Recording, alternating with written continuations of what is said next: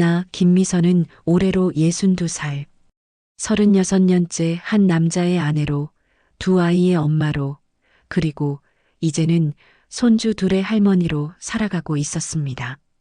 아침 6시에 일어나 남편 준호 씨 아침 차려주고, 설거지하고, 빨래 널고, 오늘도 어제와 다름없는 하루였죠.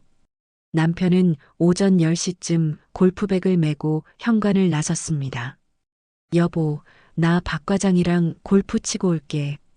저녁은 밖에서 먹을 거니까 신경 쓰지 마. 또 박 과장이에요? 요즘 그 사람이랑 너무 자주 만나는 거 아니에요? 에이, 은퇴하고 나니까 친구가 더 소중한 거야. 그리고 박 과장도 요즘 혼자라 심심하대. 남편이 나간 후 나는 소파에 기대 앉아 핸드폰을 들었습니다. 카톡창 맨 위에는 방금 남편과 나눈 대화가 떠 있었죠. 또 박 과장. 박 과장이 뭐가 그리 좋다고. 서운한 마음이 올라왔습니다. 결혼 36년, 이제는 남편에게 나보다 친구가 더 중요한 건가 싶더라고요. 손가락이 저절로 움직였습니다. 그래, 친구가 더 좋지. 나는 이제 부인도 아니고 그냥 밥 해주는 파출부지. 보내기 버튼을 누르는 순간 심장이 덜컥 내려앉았습니다.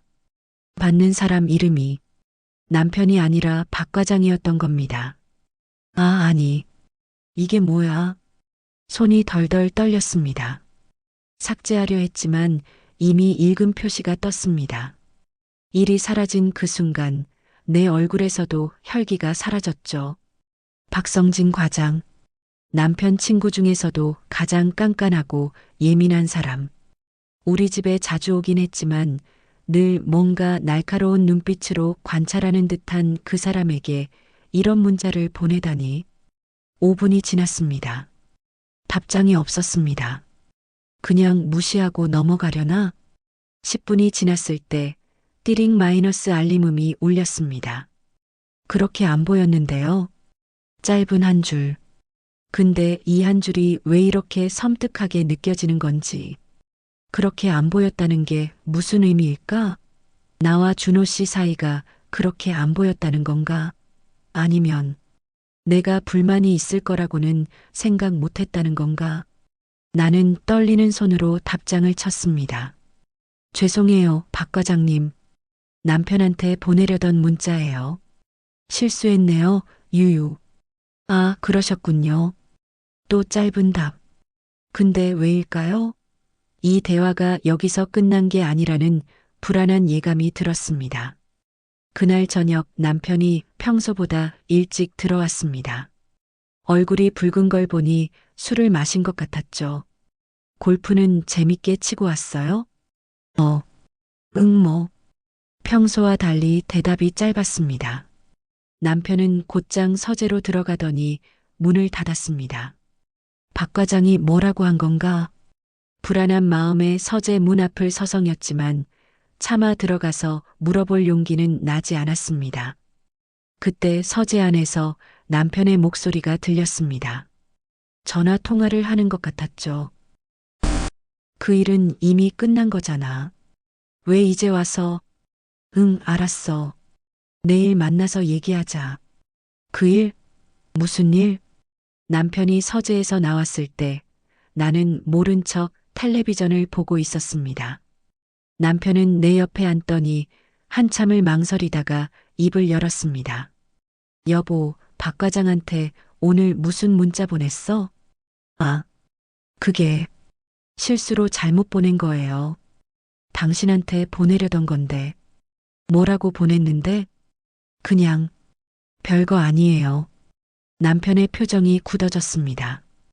평소에 본 적 없는 차가운 눈빛이었죠. 박 과장이 그러던데 부인이 많이 서운하신가 보다라고. 그리고 또 뭐라고 했는지 알아? 30년이면 충분하지 않냐고 하더라. 30년? 무슨 30년? 남편은 그 말만 남기고 침실로 들어갔습니다. 나는 거실에 혼자 남아 텔레비전 화면만 멍하니 바라봤습니다. 30년 전이면 1995년 그때 남편이 사업을 시작했던 해였습니다. 그리고 박 과장과 함께 일했다가 갑자기 갈라섰던 해이기도 했죠. 당시에는 단순히 사업 방향의 차이라고만 들었는데 그날 밤 나는 한숨도 자지 못했습니다. 실수로 보낸 문자 한 통이 30년 동안 묻혀있던 무언가를 건드린 것 같았습니다. 그리고 그것이 무엇이든 우리 가정에 큰 폭풍을 몰고 올 것 같은 불길한 예감이 들었죠.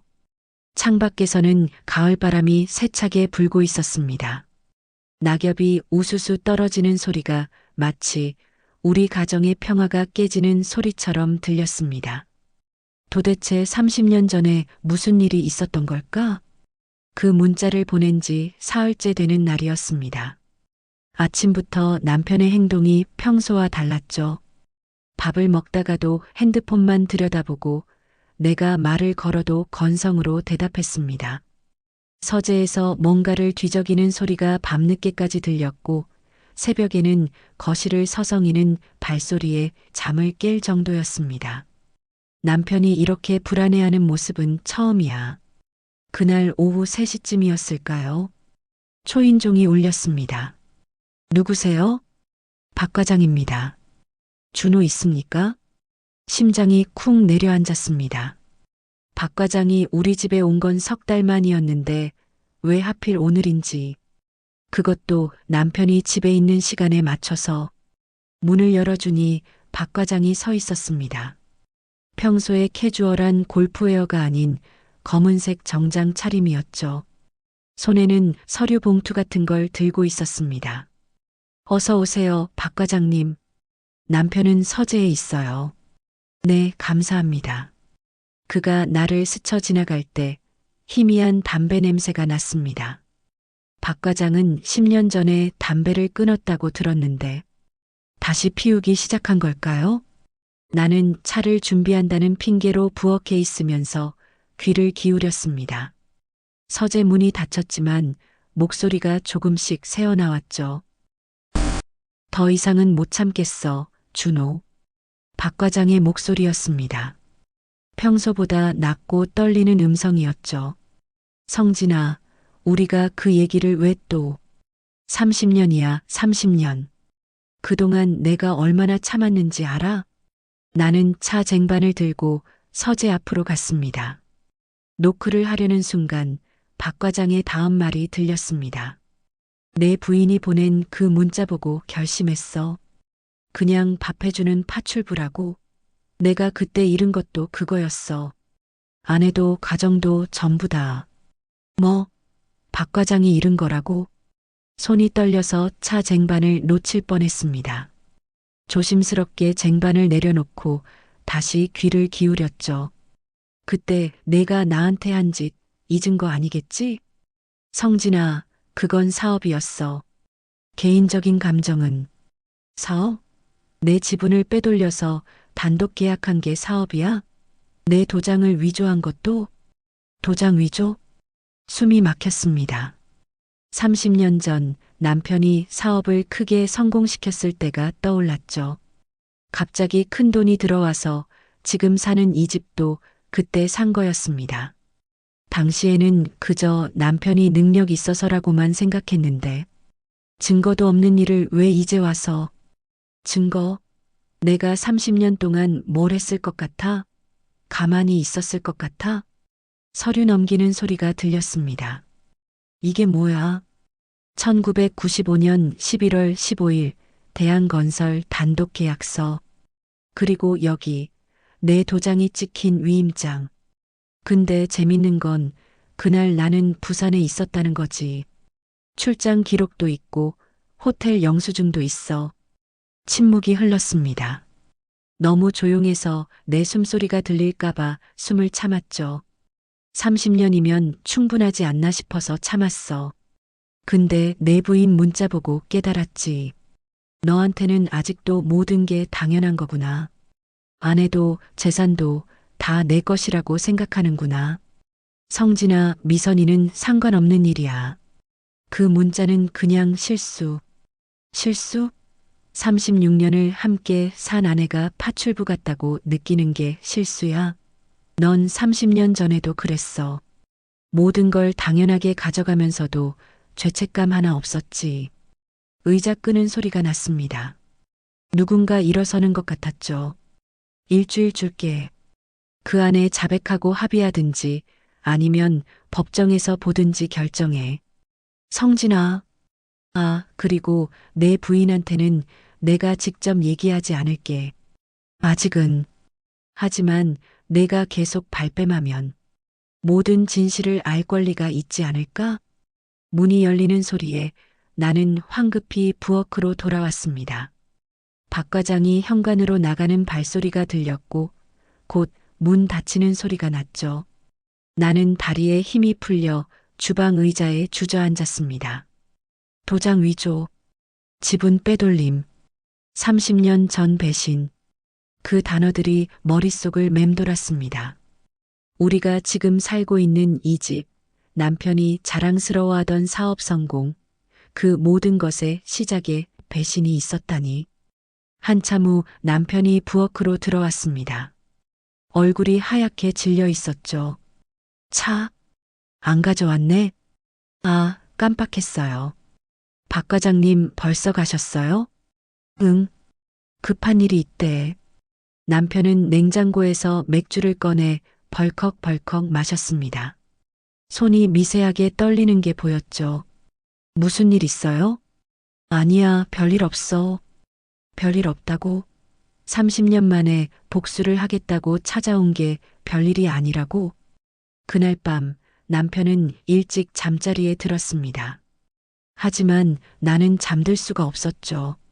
남편의 서재가 자꾸 신경 쓰였습니다. 새벽 2시 남편의 코 고는 소리를 확인하고 조심스럽게 서재로 갔습니다. 책상 위에는 오래된 서류철이 어질러져 있었죠.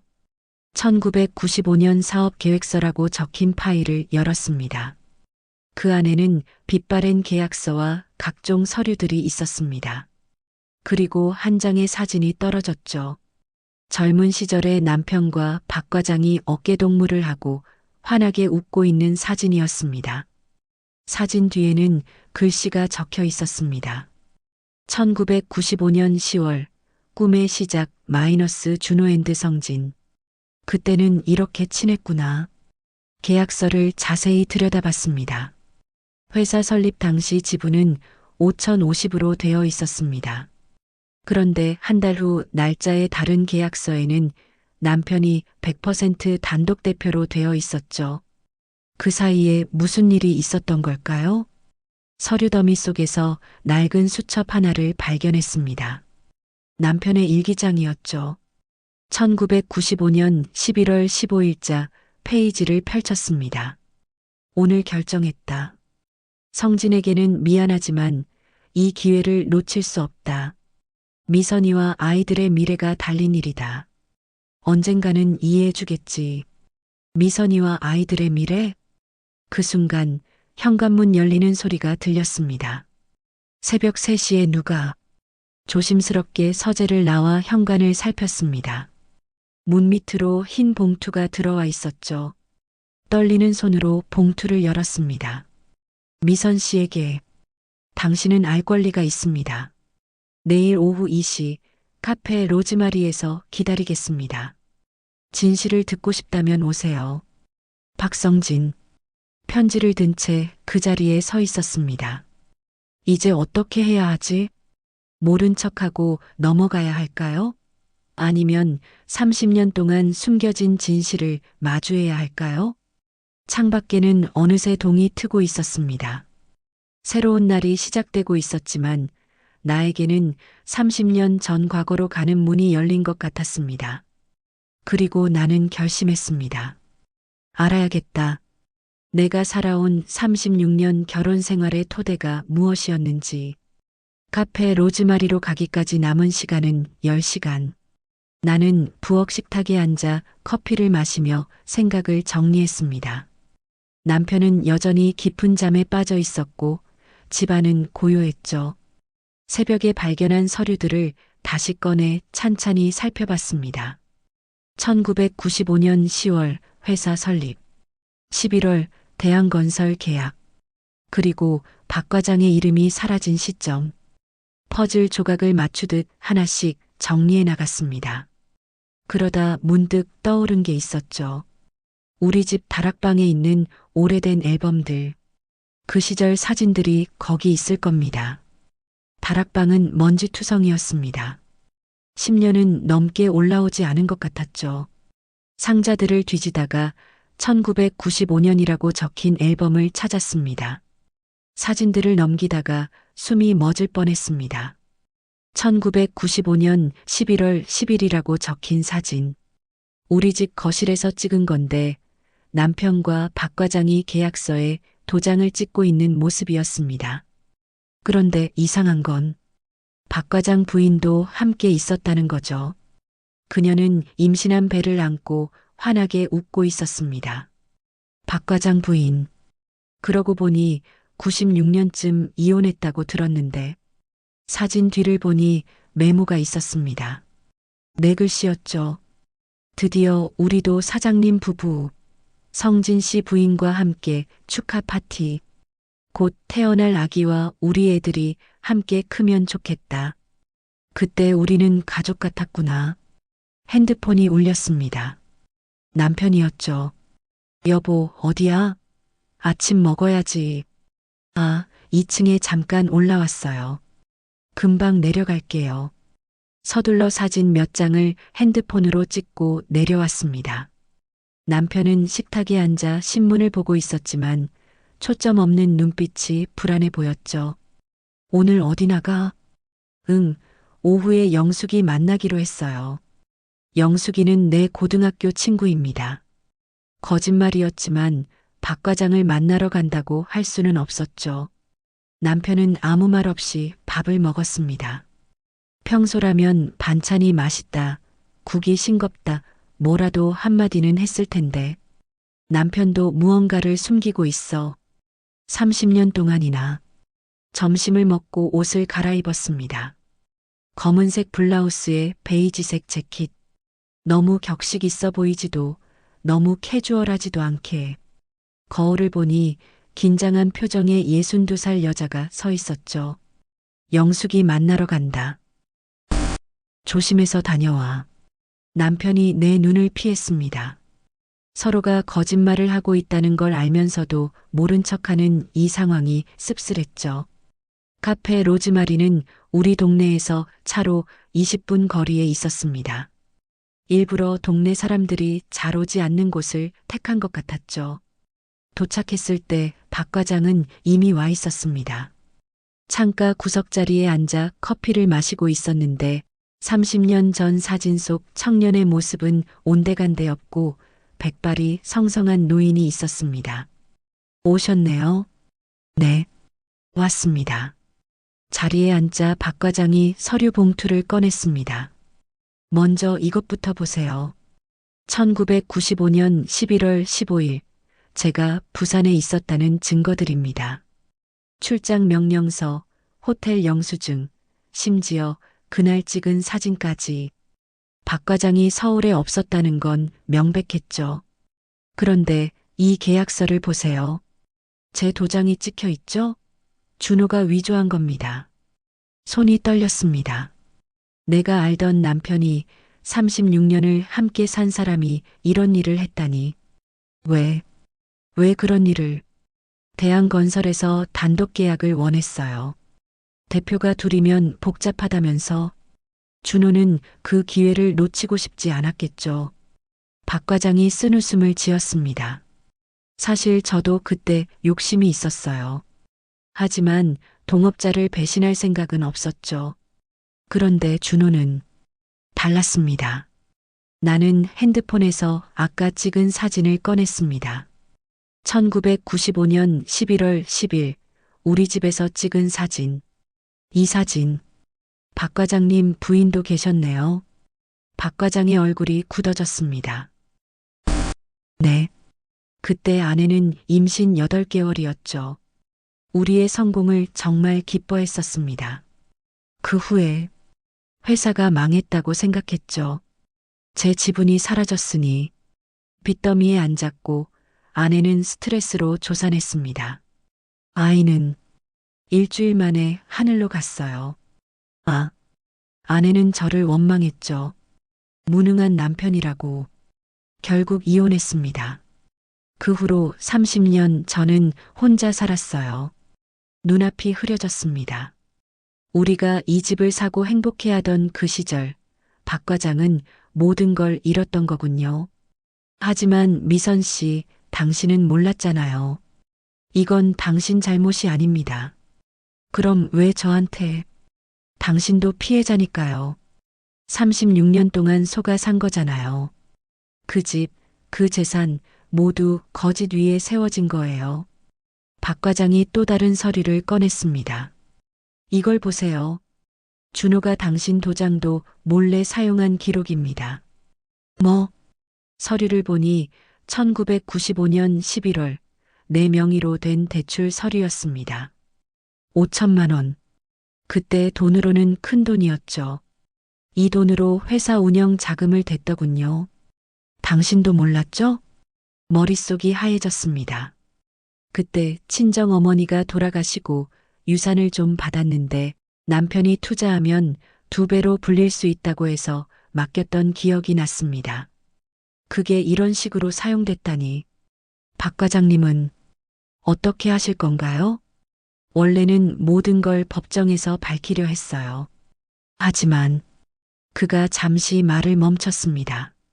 당신이 보낸 그 문자를 보고 생각이 바뀌었어요. 파출부 같다고 하셨죠? 저도 그랬거든요. 30년 전 아내에게 사업만 생각하고 가족은 뒷전이었죠. 준호도 똑같은 거예요. 성공을 위해서라면 뭐든 할 수 있는 사람. 아내도 친구도 그저 도구일 뿐인. 박 과장이 일어섰습니다. 일주일 드릴게요. 준호와 잘 얘기해 보세요. 합의할 의사가 있다면 연락 주시고 아니면 법정에서 뵙겠습니다. 그가 떠난 후 나는 한참 동안 그 자리에 앉아 있었습니다. 커피는 식었고 창밖으로는 가을비가 내리기 시작했죠. 빗방울이 창문을 타고 흐르는 게 꼭 눈물 같았습니다. 이제 어떻게 해야 하나? 핸드폰이 울렸습니다. 딸 수진이었죠. 엄마, 나 내일 집에 갈게. 급하게 할 얘기가 있어서. 무슨 일인데? 전화로는 좀. 아빠도 계시면 좋겠어요. 수진이의 목소리가 심상치 않았습니다. 설마 수진이도 뭔가 알고 있는 건가? 집으로 돌아오는 길, 차 안에서 계속 생각했습니다. 30년 전 남편의 배신, 박 과장의 잃어버린 인생, 그리고 거짓 위에 세워진 우리 가족의 36년. 집에 도착하니 남편이 현관에서 기다리고 있었습니다. 어디 갔다 왔어? 영숙이는 잘 있고? 네, 잘 있어요. 거짓말이 목구멍에 걸렸습니다. 나도 이제 남편처럼 거짓말쟁이가 된 건가? 수진이가 내일 온대요. 수진이가? 무슨 일로? 글쎄요. 중요한 얘기가 있다던데. 그날 밤 남편과 나는 한 침대에 누웠지만 각자의 생각에 잠겨 있었습니다. 남편의 숨소리가 들렸지만 자는 건지 깨어 있는 건지 알 수 없었죠. 나도 마찬가지였을 겁니다. 창밖에서는 빗소리가 계속됐고 시계는 자정을 넘어 새벽을 향해 가고 있었습니다. 내일 수진이가 오면 모든 걸 털어놔야 하나? 아니면 이 비밀을 나만 알고 있어야 하나? 30년 묵은 진실의 무게가 가슴을 짓누르는 밤이었습니다. 다음 날 오후 2시 수진이가 집에 도착했습니다. 3년 전 결혼한 후로는 명절 때나 얼굴을 보던 딸이었는데 평일 낮에 갑자기 찾아오다니. 현관문을 열고 들어오는 수진이의 얼굴이 수척해 보였습니다. 엄마 아빠는? 서재에 있어. 근데 너 얼굴이 왜 이래? 어디 아픈 거 아니야? 아니에요. 그냥 요즘 잠을 못 자서. 수진이는 거실 소파에 앉더니 한참을 망설였습니다. 손에 든 서류 봉투를 탁자 위에 올려놓았다가 다시 무릎 위에 올려놓기를 반복했죠. 아빠도 불러주세요. 같이 들으셔야 할 얘기예요. 남편을 부르러 서재로 갔습니다.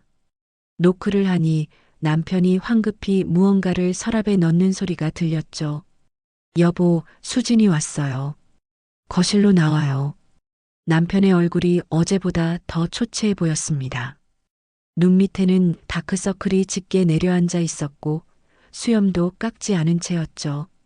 거실에 셋이 모여 앉았습니다. 수진이가 먼저 입을 열었습니다. 아빠, 박성진 아저씨 아시죠?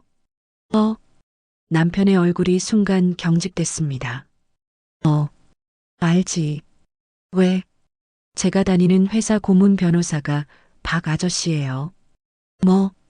나와 남편이 동시에 놀랐습니다.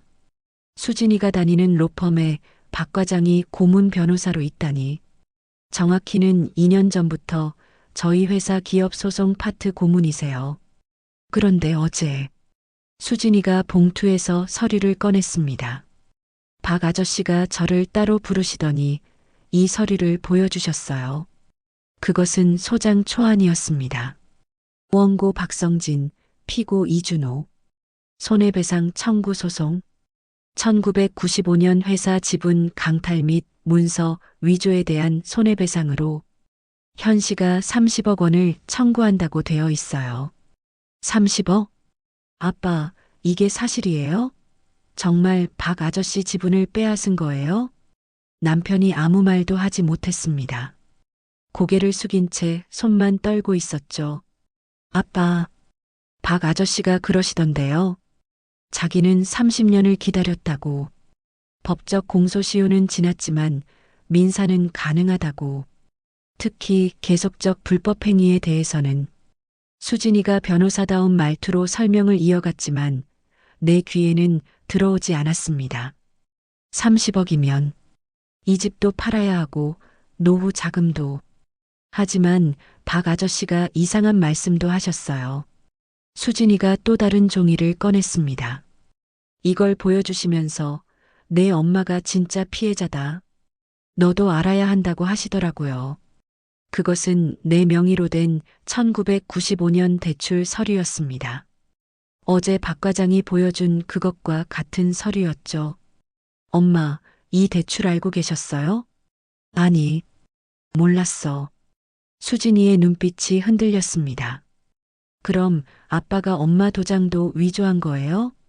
남편이 드디어 입을 열었습니다. 목소리가 갈라져 있었죠. 그때는 정말 급했어. 대한건설 계약을 놓치면 모든 게 끝날 것 같았고, 그래서 친구를 배신하고 아내도 속인 거예요? 수진이의 목소리에 분노가 묻어났습니다. 수진아, 그때 내가 태어났을 때야. 기저귀 살 돈도 없었어. 엄마는 산후조리도 제대로 못했고, 난 가족을 위해서 거짓말하지 마세요. 수진이가 벌떡 일어섰습니다. 박 아저씨가 다 말씀해 주셨어요. 아빠는 그 돈으로 먼저 외제차부터 샀다고. 엄마한테는 사업 자금이 필요하다고 하고선. 외제차? 그때 생각이 났습니다. 95년 12월 남편이 갑자기 BMW를 끌고 온 날, 회사에서 리스해 준 거라고 했었죠. 그리고 이것도 봤어요. 수진이가 핸드폰을 꺼내 사진을 보여줬습니다. 젊은 여자와 남편이 함께 있는 사진이었습니다. 1996년 2월 아빠가 여비서랑 일본 출장 갔을 때 사진이래요. 근데 회사 기록에는 혼자 간 걸로 되어 있더라고요. 뭐라고? 머리가 하얘졌습니다. 배신, 위조, 그리고 불륜까지. 박 아저씨는 30년 동안 아빠의 모든 걸 조사했대요. 복수를 위해서. 남편이 무너져 내렸습니다. 말 그대로 소파에서 흘러내리듯 주저앉았죠. 미선아, 미안해. 정말 미안해. 지금 그게 끝이에요? 내 목소리가 차갑게 나왔습니다. 30년 동안 나를 속이고 박 과장 인생을 망치고 그러고도 아무렇지 않게 살았어요? 아니야, 나도 괴로웠어. 매일 밤 악몽을. 그래서 박 과장이랑 골프나 치면서 시간을 보낸 거예요?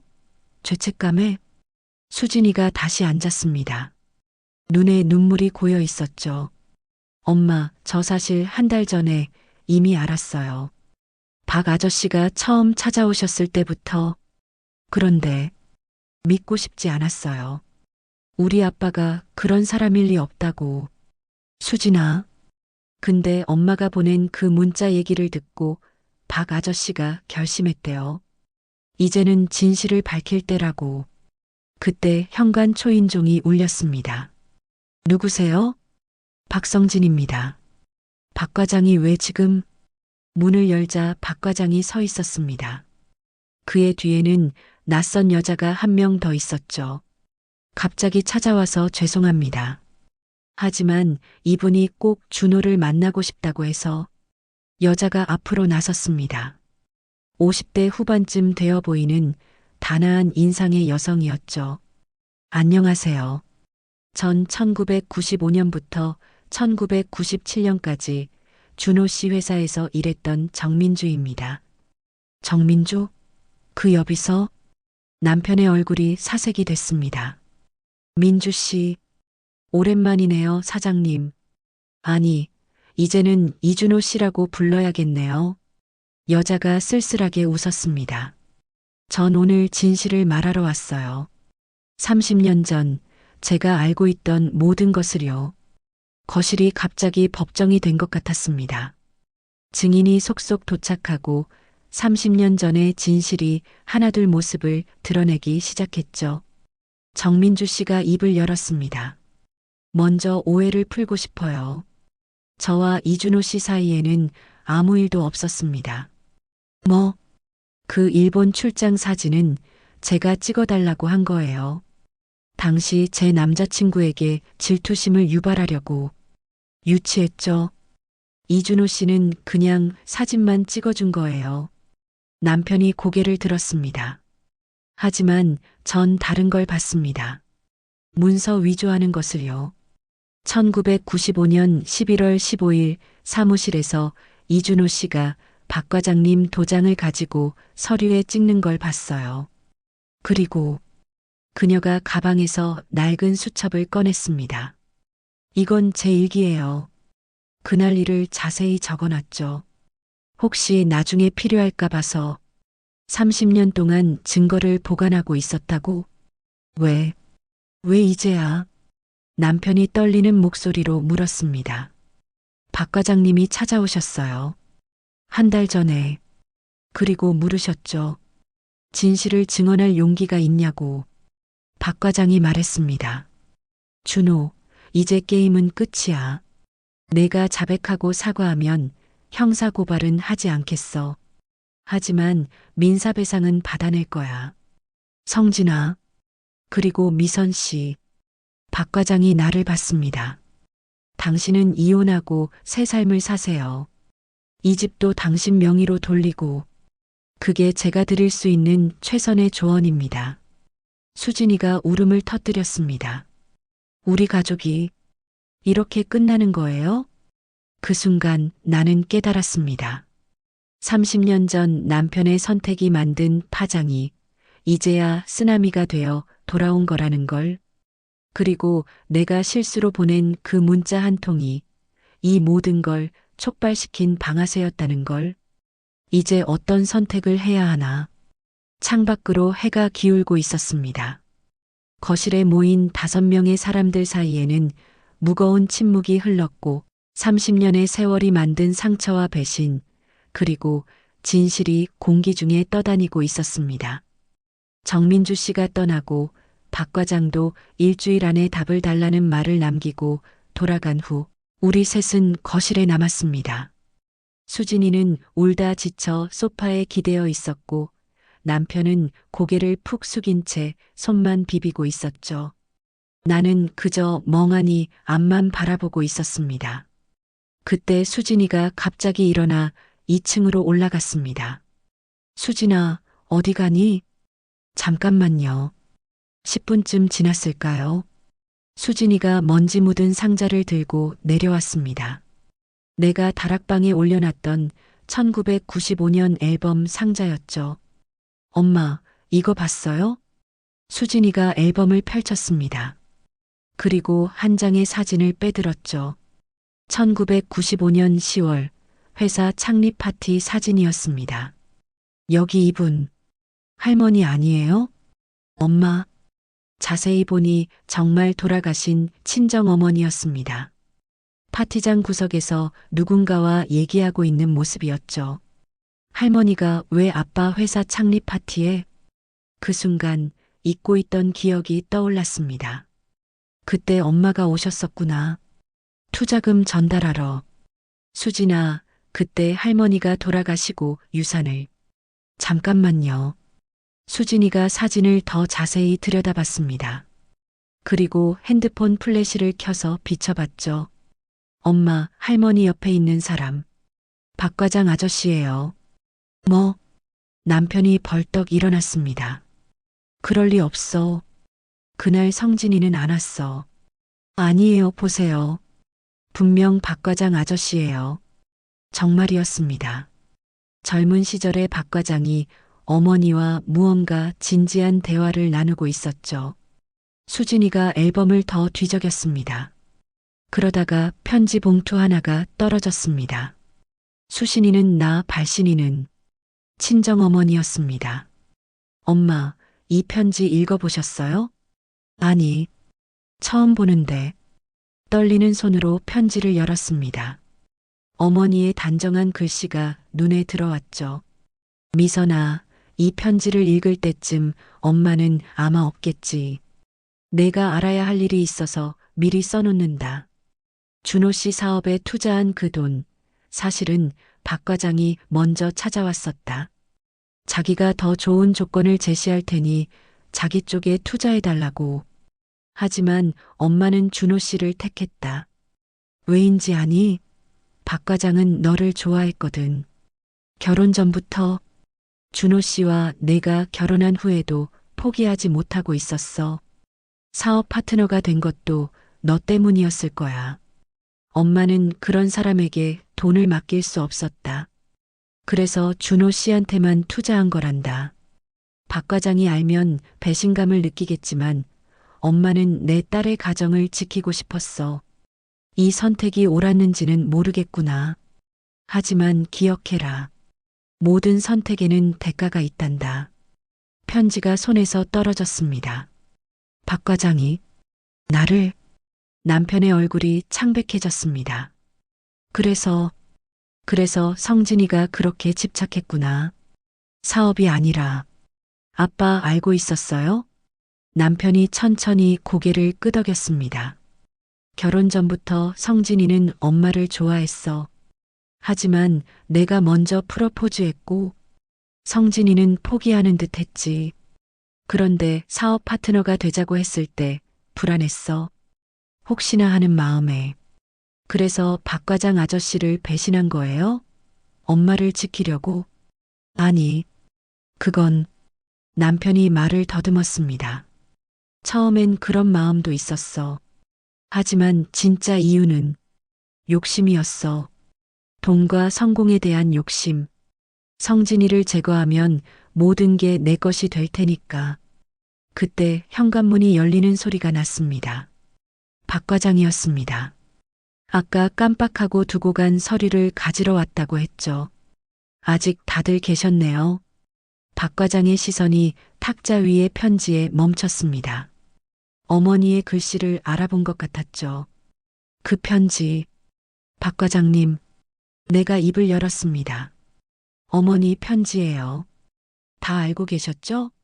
어머니가 당신을 거절한 것도 그 이유도. 박 과장의 눈이 흔들렸습니다. 네, 알았습니다. 어머니가 직접 말씀하셨어요. 내 딸의 가정을 지키겠다고. 그런데도 왜 남편과 동업을?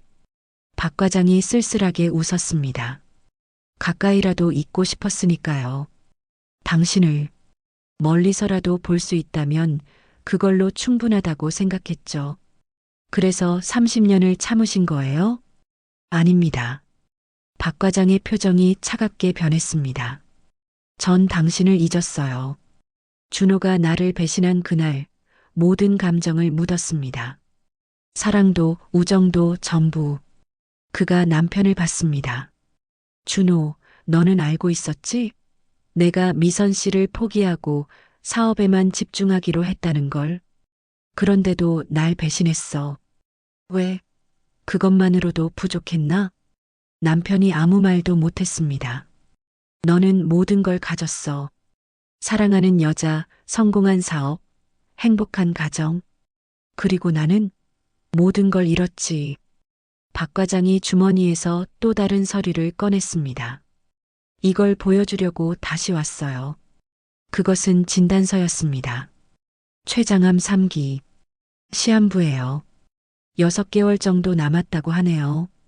아, 그래서 이제야 복수를 시작한 겁니다. 죽기 전에 최소한 진실만은 밝히고 가려고. 수진이가 흐느꼈습니다. 아저씨, 수진아, 미안하다. 너희 가정을 파괴하려는 건 아니었어. 하지만 진실은 밝혀져야 한다고 생각했어.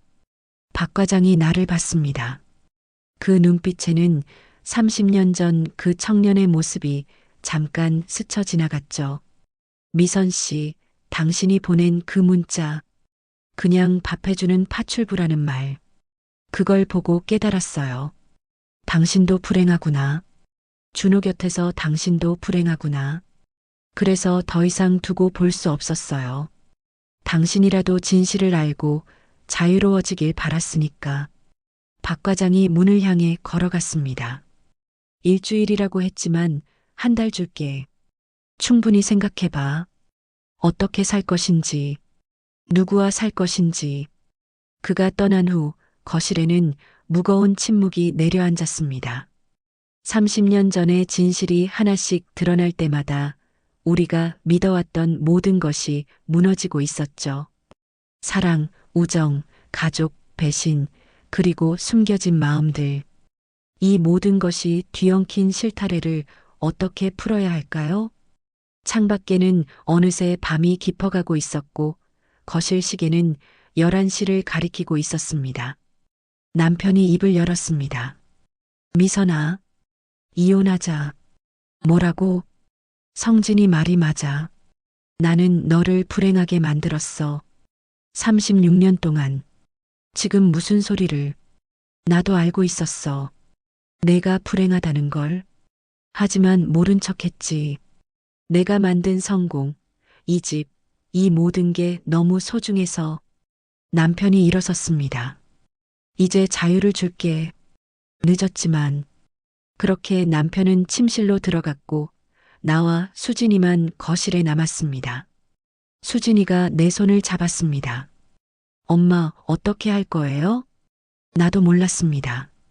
36년의 결혼 생활, 그 토대가 모두 거짓이었다는 걸 알게 된 지금 어떤 선택을 해야 할지 그저 하나만은 분명했습니다.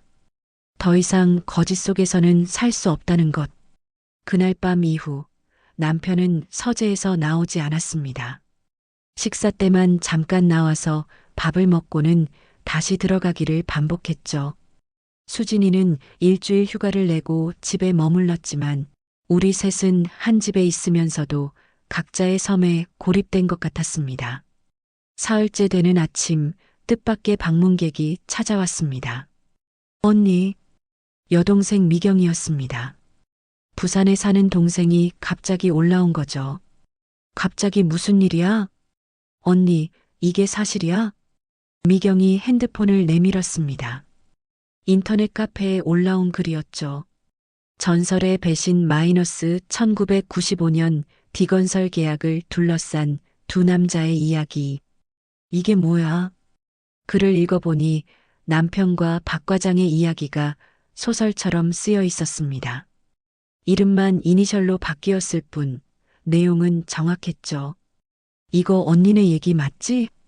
엘이 형부고 피가 박 과장이고. 어떻게? 벌써 조회수가 10만이 넘었어. 댓글도 난리야. 댓글을 보니 온갖 추측과 비난이 난무했습니다. 재벌가 스토리인가? 엘은 인간 쓰레기네 피가 불쌍하다. 부인은 뭐하고 있었나? 손이 떨렸습니다. 우리 가족의 치부가 만천하에 공개된 거였죠. 여보, 이거 봤어요? 서재로 뛰어들어갔습니다. 남편은 이미 노트북으로 그 글을 보고 있었습니다. 얼굴이 죽은 사람처럼 창백했죠. 이게 어떻게 된 거예요? 모르겠어. 성진이가 올렸을까? 그때 수진이가 헐레벌떡 뛰어들어왔습니다. 아빠, 회사에서 난리예요. 기자들이 벌써 냄새를 맡고 취재하러 다닌대요. 뭐? 핸드폰이 울렸습니다. 남편의 전 직장 동료였죠. 준호야, 너 지금 뉴스 봐. 텔레비전을 켰습니다. 경제 뉴스에서 우리 이야기가 나오고 있었습니다. 30년 전 배신으로 시작된 기업. 진실은? 앵커가 심각한 표정으로 말했습니다. 1995년 동업자를 배신하고 혼자 성공 신화를 쓴 한 기업인의 이야기가 온라인에서 화제가 되고 있습니다. 특히 피해자로 알려진 P씨가 현재 시한부 판정을 받았다는 사실이 알려지면서 어떻게 시한부 얘기까지 현관 초인종이 미친 듯이 울렸습니다. 이준호 씨, 취재 좀 하겠습니다. 한마디만 하고 가십시오. 기자들이었습니다. 우리는 커튼을 치고 문을 잠갔습니다. 집안은 순식간에 포위된 성이 되었죠. 남편의 핸드폰이 쉴 새 없이 울렸습니다. 거래처, 친구들, 심지어 몇 년 동안 연락 없던 사람들까지. 아빠, 변호사를 선임해야 해요. 당장 명예훼손으로. 소용없어. 남편이 힘없이 말했습니다. 다 사실인데 무슨 명예훼손이야. 그때 또 다른 전화가 왔습니다. 박 과장이었죠. 준호야, 나야. 성진아, 내가 이런 거야? 아니다. 나도 방금 알았어. 이건 내가 원한 게 아니야. 박 과장의 목소리에도 당황함이 묻어났습니다. 내 병원 기록까지 유출됐더라. 누군가 우리를 모두 망치려는 것 같아. 그게 누가? 그때 수진이가 소리쳤습니다. 엄마, 이거 보세요. 수진이의 핸드폰에는 새로운 글이 올라와 있었습니다. 충격. 엘의 부인 K씨, 30년 전 친정 재산 빼돌림 정황. 뭐? 내용을 보니 내가 친정 어머니 유산을 남편 몰래 빼돌렸다는 거짓 기사였습니다. 이건 거짓말이야. 난 그런 적 없어. 하지만 댓글은 이미 나를 마녀로 만들고 있었습니다. 부부가 똑같네. 그 남편의 그 아내 피해자 코스프레 하지 마라. 미경이가 울면서 말했습니다. 언니, 우리 엄마 욕까지 하고 있어. 돌아가신 분을. 무너졌습니다. 30년 전 일이 현재를 파괴하고 거짓이 진실을 덮고 우리 가족은 산산조각이 나고 있었습니다. 그때 현관문이 부서질 듯 두드려졌습니다. 경찰입니다. 문 열어주십시오. 경찰? 떨리는 손으로 문을 열었습니다. 형사 2명이 서 있었죠. 이준호 씨 계십니까? 네, 저입니다.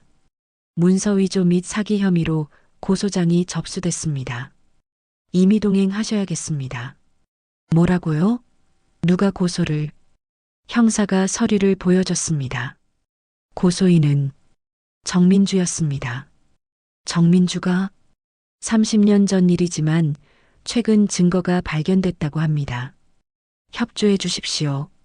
남편이 형사들을 따라 나갔습니다. 기자들의 카메라 플래시가 터졌고 남편의 모습이 뉴스 화면에 실시간으로 중계됐죠. 수진이가 무너져 울었습니다. 엄마, 우리 가족이 왜 이렇게 된 거예요? 나도 대답할 수 없었습니다. 그저 한 가지만 분명했죠. 내가 실수로 보낸 그 문자 한 통이 30년 동안 골마있던 상처를 터뜨렸고 이제는 걷잡을 수 없는 파국으로 치닫고 있다는 것. 저녁 남편이 경찰서에서 돌아왔습니다. 일단 참고인 조사만 받고 온 거였죠. 집에는 나와 남편, 수진이만 남았습니다. 미경이는 기자들을 피해 호텔로 갔고요. 정민주 씨가 왜? 남편이 힘없이 말했습니다. 돈이래. 누군가 큰 돈을 주고 고소하게 했대. 증거 서류도 제공하고. 누가 그런 짓을. 그때 남편의 핸드폰에 문자가 왔습니다. 36년의 거짓 결혼을 끝낼 시간입니다. 내일 오후 3시 기자회견을 하십시오. 모든 것을 자백하고 사과하십시오. 그렇지 않으면 더 큰 폭탄이 터집니다. 진실을 아는 자, 진실을 아는 자, 우리 셋은 공포에 질렸습니다. 박 과장도 아니고 정민주도 아닌 제3의 누군가가 우리 가족을 파괴하고 있었습니다. 아빠, 기자회견 하실 거예요? 하세요. 내가 입을 열었습니다. 이제 끝내요. 모든 거짓을, 모든 비밀을. 남편이 나를 봤습니다. 36년 만에 처음 보는 공허한 눈빛이었죠. 미선아, 정말 끝인가? 이미 끝났어요. 30년 전에. 그날 밤 우리는 한 지붕 아래 있었지만 각자의 방에서 잠을 청했습니다. 아니, 잠들 수 없었죠. 내일이면 모든 게 끝날 테니까. 36년의 결혼이, 우리가 쌓아온 모든 것이 한순간에 무너질 테니까. 창밖에서는 기자들이 여전히 대기하고 있었고 인터넷에서는 우리 가족을 향한 마녀 사냥이 계속되고 있었습니다. 이게 최악의 순간일까? 아니었습니다. 새벽 3시 수진이의 비명소리가 들렸습니다.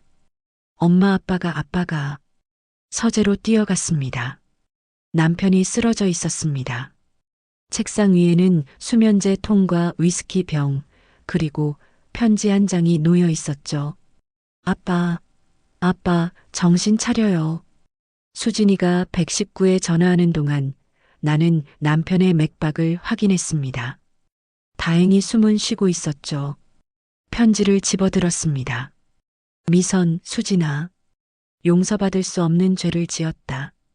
36년 동안 거짓으로 쌓은 성이 무너지는 걸 보니 이제야 내가 얼마나 많은 사람을 아프게 했는지 알겠다. 특히 미선, 당신에게 미안하다.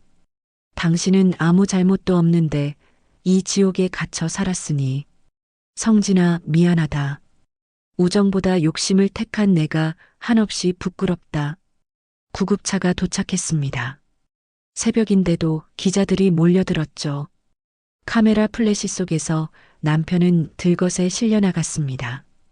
병원 응급실. 다행히 남편은 위세척을 받고 의식을 되찾았습니다.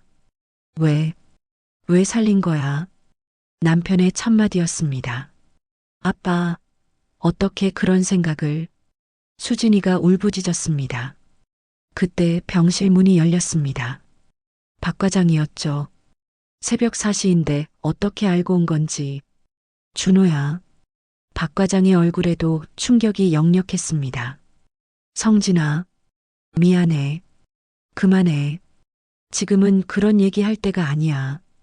박 과장이 나를 돌아봤습니다. 미선 씨, 잠깐 얘기 좀 할까요? 병원 옥상. 새벽 공기가 차가웠습니다. 그 익명글 올린 사람을 찾았어요. 누구예요? 믿기 어려우시겠지만 정민주 씨 아들이에요. 정민주 아들?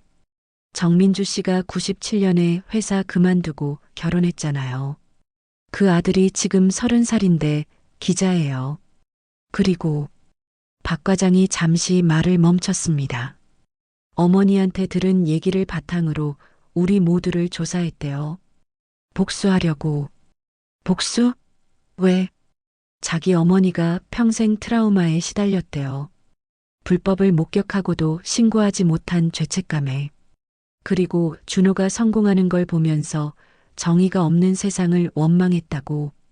머릿속이 복잡했습니다. 30년 전 일이 이렇게 많은 사람을 아프게 했다니. 그런데 이상한 게 있어요.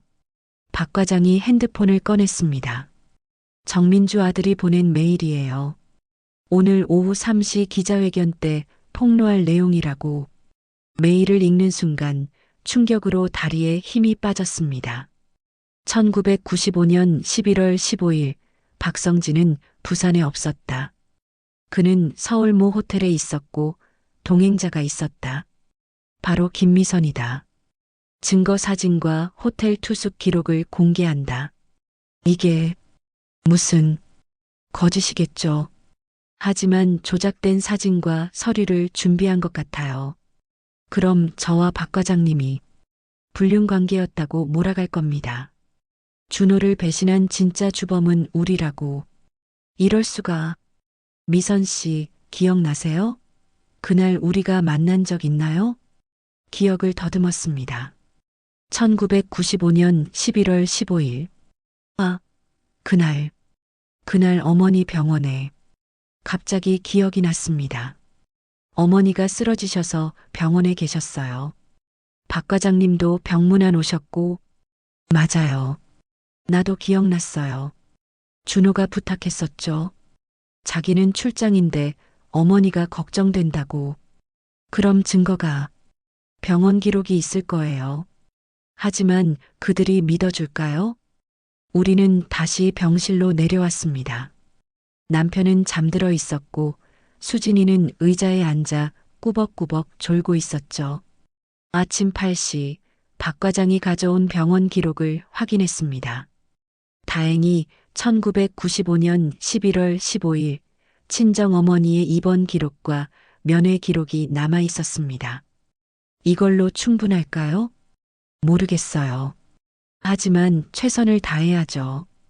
그때 정민주 씨에게서 전화가 왔습니다. 미선 씨, 정민주예요.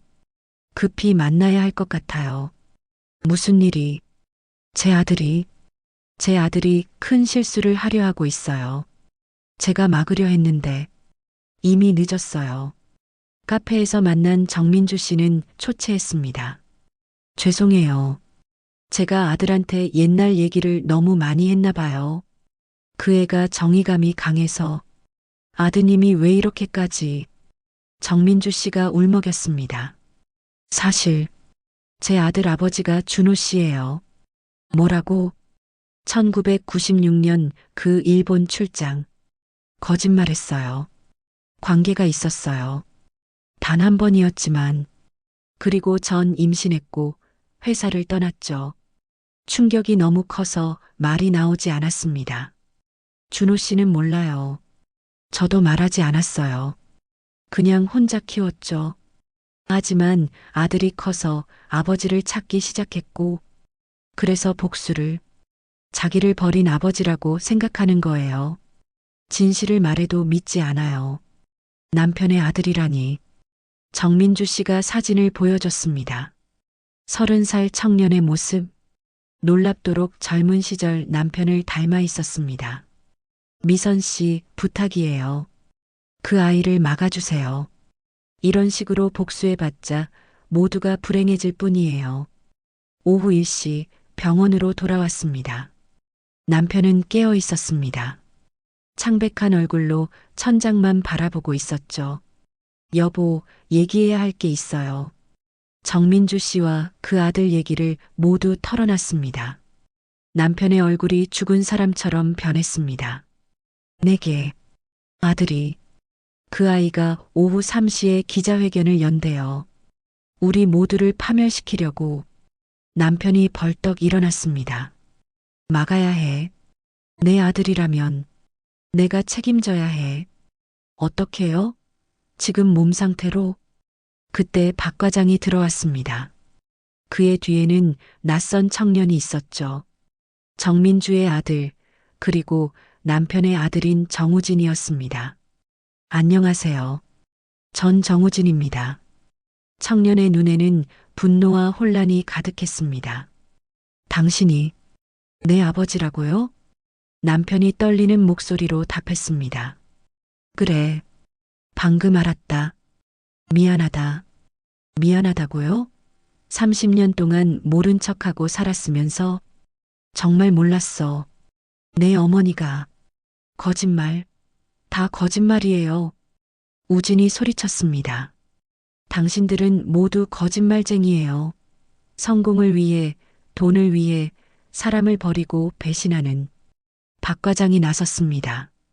우진아, 잠깐만 내 얘기를 들어봐. 박 과장님도 피해자 코스프레 그만하세요.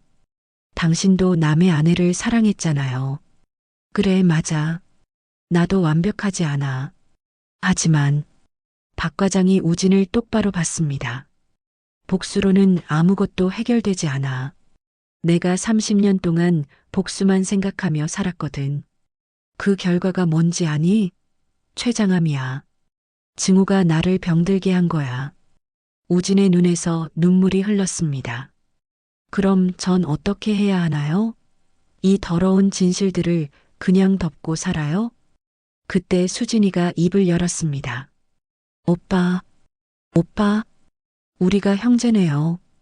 이상한 방식으로 만났지만 수진이가 우진의 손을 잡았습니다. 진실은 밝혀져야 해요. 하지만 증오와 복수가 아닌 방식으로요. 우리 함께 방법을 찾아요. 긴 침묵이 흘렀습니다. 우진이 마침내 입을 열었습니다. 기자회견 취소하겠습니다. 그는 가방에서 USB를 꺼냈습니다. 여기 모든 자료가 있어요. 조작된 것도 진짜도 다요. 이제 당신들이 결정하세요. 어떻게 살 것인지. 우진이 병실을 나가려다 돌아섰습니다. 아버지 라고 부르기는 아직 어색하네요. 하지만 언젠가는 우리가 진짜 가족이 될 수 있을까요? 남편이 눈물을 흘렸습니다. 그래, 언젠가는 꼭. 우진이 나간 후 병실에는 묘한 정적이 흘렀습니다. 30년의 거짓이 폭발했고 예상치 못한 진실이 드러났으며 새로운 가족이 생겼습니다. 박 과장이 말했습니다. 이제 정말 끝이네요. 30년의 악연이.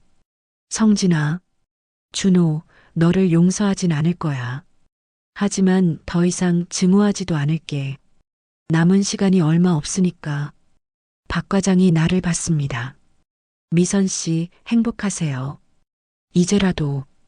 그가 병실을 나간 후 우리 가족은 처음으로 솔직하게 마주했습니다. 상처투성이었지만 더 이상 거짓은 없었습니다. 그 모든 폭풍이 지나간 지 석 달이 흘렀습니다. 2026년 새해 첫날 나는 이혼 서류에 도장을 찍었습니다. 36년의 결혼 생활이 끝나는 순간이었죠. 남편, 아니, 이제는 준호 씨라고 불러야겠네요. 그는 묵묵히 자신의 도장을 찍었습니다. 미선아, 정말 미안했어. 이제 그만해요. 우리 둘 다 자유가 필요한 시간이에요. 집은 내 명의로 남겼습니다. 준호 씨는 작은 아파트로 이사했죠. 회사 지분과 재산의 절반은 박 과장과의 합의금으로 나갔고 일부는 우진이의 학자금과 창업 자금으로 신탁했습니다. 그래, 이게 맞아. 30년 전에 했어야 할 일을. 오늘은 특별한 날이었습니다. 박 과장이 마지막 검진을 받는 날이었거든요. 병원 로비에서 박 과장을 기다렸습니다. 1시간쯤 지났을까 그가 진료실에서 나왔습니다. 표정이 묘했죠. 어떠셨어요? 기적이래요. 네. 암이 줄었대요. 완치는 아니지만 시한부는 철회됐어요. 눈물이 났습니다. 정말 다행이었죠. 증오를 내려놓으니 몸도 좋아지나 봐요. 박 과장이 쓸쓸하게 웃었습니다. 미선 씨, 그동안 죄송했어요. 당신까지 이 지옥에 끌어들여서. 아니에요. 오히려 감사해요. 박 과장님 덕분에 진실을 알게 됐으니까요. 우리는 병원 앞 벤치에 앉았습니다. 겨울 햇살이 따뜻했죠. 이제 어떻게 사실 거예요? 글쎄요. 일단 혼자 살아보려고요. 62년 인생에서 처음으로요. 좋네요. 저도 새로 시작하려고요. 변호사 사무실을 작게 열까 해요. 박 과장님이요? 좋은 생각이에요. 우리는 한참을 말없이 앉아 있었습니다. 30년 전 엇갈렸던 인연이 이제야 편안한 친구로 자리 잡는 것 같았죠. 저녁 수진이네 집에서 가족 모임이 있었습니다. 준호 씨도 왔고 우진이도 왔습니다. 정민주 씨도 함께였죠. 기묘한 조합이었지만 이제는 넓은 의미의 가족이었습니다. 할머니, 이거 보세요. 수진이의 5살 딸 하은이가 그림을 보여줬습니다. 온 가족이 손을 잡고 있는 그림이었죠. 우와, 하은이가 정말 잘 그렸네. 여기 할머니, 여기 할아버지, 여기 큰아빠. 하은이는 우진이를 큰아빠라고 불렀습니다. 우진이의 얼굴이 붉어졌죠. 하은아, 큰아빠 맞아? 응, 큰아빠. 우진이가 하은이를 안아 올렸습니다. 그 모습을 보는 준호 씨의 눈에 눈물이 맺혔죠. 30년 만에 만난 아들과의 시간을 조금씩 쌓아가고 있었습니다. 정민주 씨가 내게 다가왔습니다. 미선 씨, 정말 감사해요. 우진이를 받아주셔서 당연한 일이에요. 우진이도 피해자였으니까요. 그리고 준호 씨와 이혼하신 것도 필요한 일이었어요. 서로를 위해서요. 식사를 하며 우리는 일상적인 대화를 나눴습니다. 날씨 얘기, 하은이 유치원 얘기, 우진이의 새 직장 얘기. 평범했지만 소중한 순간이었죠. 거짓 없이, 비밀 없이, 그저 있는 그대로의 우리로 존재하는 시간. 식사가 끝날 무렵 준호 씨가 일어섰습니다. 모두에게 할 말이 있어요. 뭔데요, 아빠? 우리가 겪은 이 모든 일을 책으로 쓰려고 해요. 물론 모두의 동의를 받고요. 책이요? 제목은 그 문자 하나로 시작된 진실이에요. 수익은 전액사회에 환원하고요. 우진이가 물었습니다. 왜 굳이 책으로요? 누군가는 우리의 실수에서 배울 수 있을 거야. 거짓 위에 쌓은 성공이 얼마나 허망한지, 진실이 얼마나 중요한지 모두가 동의했습니다. 우리의 이야기가 누군가에게는 교훈이 될 수 있을 테니까요. 밤 10시 집으로 돌아왔습니다. 혼자 사는 집은 처음엔 너무 컸지만 이제는 익숙해졌습니다. 거실 탁자 위에는 액자 하나가 놓여 있었죠. 오늘 낮에 박 과장이 준 선물이었습니다. 1995년 10월 회사 창립 때 찍은 사진. 그때는 모두가 꿈에 부풀어 있었고 미래를 믿었으며 서로를 신뢰했었죠. 그때로 돌아갈 수 있다면, 아니, 돌아가고 싶지 않았습니다. 그 모든 아픔과 배신, 거짓과 진실이 있었기에 지금의 내가 있는 거니까요. 핸드폰을 들었습니다. 카톡창을 열었죠. 맨 위에는 박 과장과의 대화창이 있었습니다. 잘 들어가셨어요? 네, 박 과장님도 약 잘 챙겨 드세요. 그럴게요. 좋은 밤 되세요, 미선 씨. 네, 좋은 밤 되세요. 그 아래는 수진이와의 대화창. 엄마, 내일 하은이 데리고 갈게요. 같이 점심 먹어요. 그래, 맛있는 거 해놓을게. 그리고 준호 씨와의 대화창도 있었습니다. 이혼했지만 우진이와 수진이 때문에 연락은 하고 지냈죠. 미선, 우진이가 내일 면접 본대. 응원 좀 해줘. 알겠어요. 잘 될 거예요. 마지막으로 우진이의 메시지. 어머니, 아니 아줌마. 아직 뭐라 불러야 할지 모르겠지만 감사합니다. 저를 가족으로 받아주셔서. 우진아, 그냥 편하게 불러. 우리는 이미 가족이야. 카톡창을 닫고 일기장을 펼쳤습니다. 2026년 1월 1일 62년 인생에서 가장 파란만장했던 석 달이 지났다. 실수로 보낸 문자 한 통이 내 인생을 완전히 바꿔놓았다. 36년의 거짓 결혼이 끝났고 숨겨진 진실들이 모두 드러났으며 예상치 못한 가족이 생겼다. 상처도 많이 받았고 눈물도 많이 흘렸다. 하지만 이상하게도 후회는 없다. 그 문자를 보낸 것도, 진실을 마주한 것도, 이혼을 선택한 것도, 이제야 진짜 내 인생을 시작하는 것 같다. 62살의 새 출발. 늦었다고 생각할 수도 있지만 아직 살 날이 더 많다고 믿고 싶다. 그 문자 하나가 가져다 준 것은 파멸이 아니었다. 자유였다. 진실 앞에 선 자유. 거짓에서 벗어난 자유. 나 자신으로 살아갈 자유.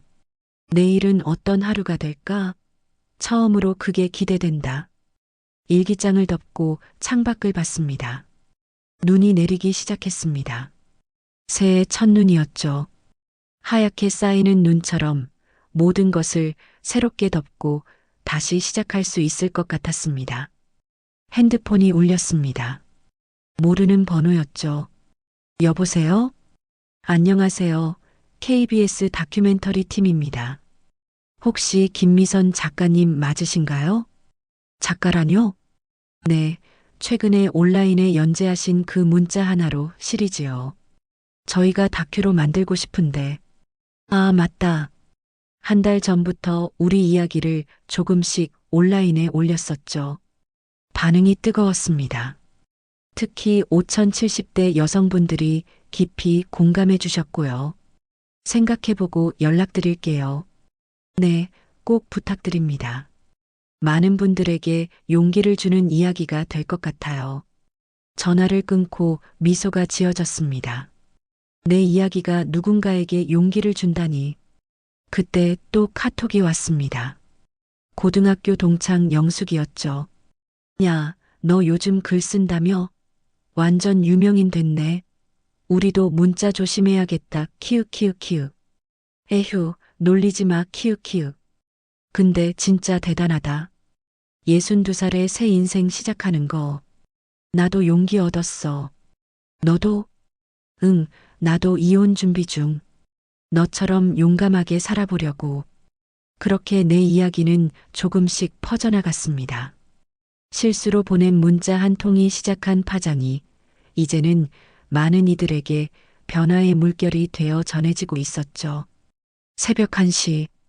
잠들기 전 마지막으로 핸드폰을 봤습니다. 그 운명의 문자를 다시 읽었습니다. 그래, 친구가 더 좋지. 나는 이제 부인도 아니고 그냥 밥해주는 파출부지.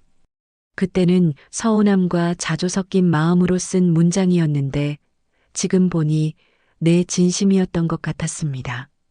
더 이상 누군가의 부인으로만, 엄마로만, 며느리로만 살고 싶지 않다는 외침이었던 거죠. 그 문자를 박 과장에게 잘못 보낸 것. 어쩌면 실수가 아니라 운명이었는지도 모릅니다. 때로는 작은 실수가 인생을 바꾸기도 하니까요. 때로는 그 실수가 축복이 되기도 하니까요. 창밖에 눈은 계속 내리고 있었고 세상은 조용했습니다. 내일은 정말로 새로운 하루가 될 것 같았습니다. 그 문자 하나로 시작된 진짜 내 인생의 첫날이